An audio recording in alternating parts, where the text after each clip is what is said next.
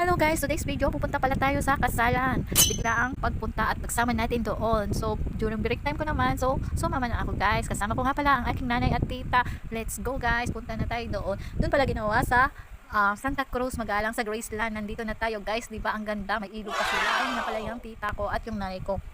Sila yung kasama kong pumunta dito. Ayan guys, napakaganda, parang ang ganda magpa-picture. Dito na tayo sa loob ng reception. Ayan yung pinsan namin na ikinasal. Napakalayo kasi guys, kasi nandito kami sa huli.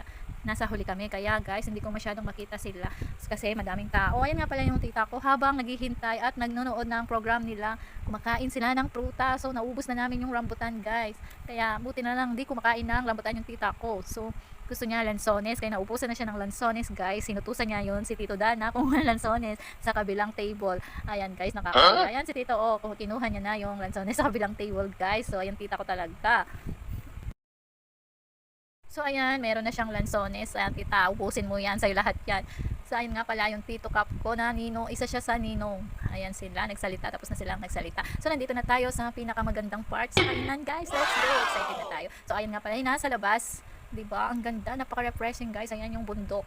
So habang pumipila ako sa pagkain, binibidyohan ko. Ang daming tao guys. So ang daming pila. Ayan na.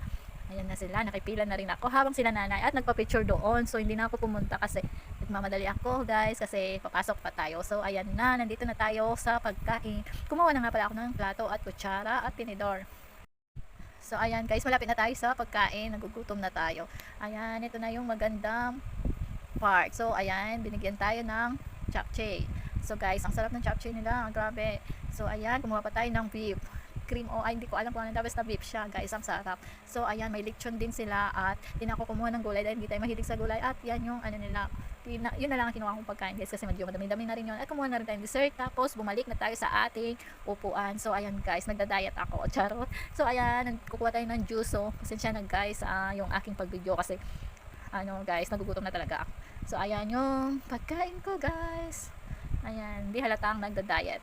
So ubusin natin yan guys, yung pagkain natin. So ayun na, si Tito Cap nagsasalita na doon sa kinasal. Ayun na pala yung pinsan kasi ni Jonah.